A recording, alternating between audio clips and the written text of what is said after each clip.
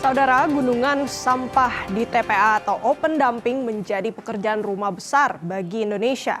Pemerintah pun perlu menegakkan aturan serta menerapkan sistem kelola sampah dari hulu ke hilir. Di sisi lain, peran aktif masyarakat secara luas memilah sampah sangat krusial demi berjalannya rantai daur ulang sampah. Mulai Agustus 2026, pemerintah Provinsi Jakarta menutup praktik pembuangan sampah tanah terbuka alias open dumping. TPST Bantar Gebang pun bertransformasi menuju sistem control landfill, salah satu upaya pemerintah membenahi pengelolaan sampah dari hulu ke hilir. Targetnya, 2028 nanti seluruh sampah di Jakarta terkelola dengan baik. Kalau sampah terus kita hasilkan, sebanyak apapun tempat pembuangan dan teknologi yang kita punya, masalahnya tak akan pernah selesai. Artinya, solusi sampah tak cukup dimulai dari hilir. Kita perlu kembali ke hulu, ke tempat di mana sampah pertama kali muncul. Dari rumah kita, dari cara kita berbelanja, dan dari cara hidup kita sehari-hari. Lalu, sejauh mana peran kita dalam memutus rantai masalah sampah ini?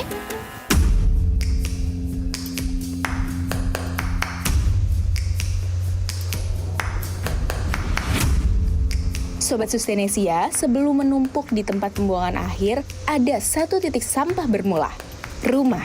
Sampah rumah tangga menyumbang sekitar 56,7% dari total timbulan sampah nasional.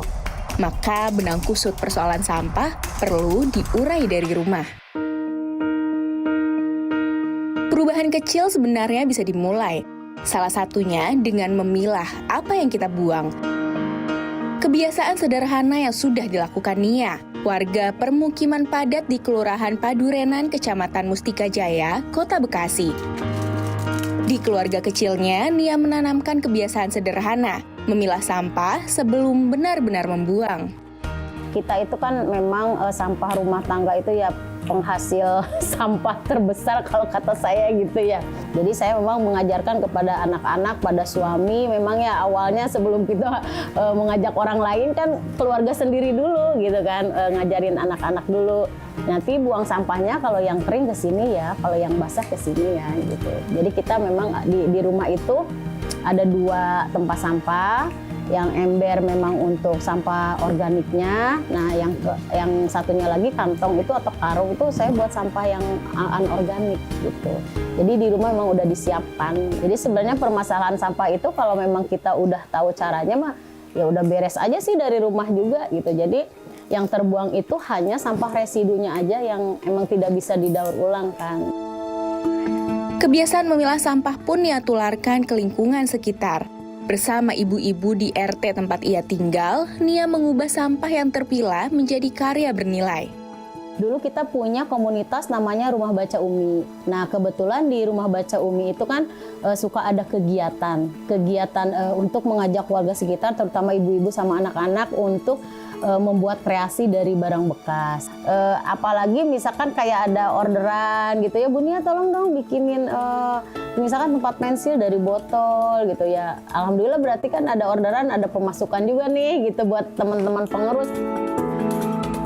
Sobat Sustainisia, mari kita ikuti lebih dekat keseruan Nia dan kawan-kawan mengelola sampah.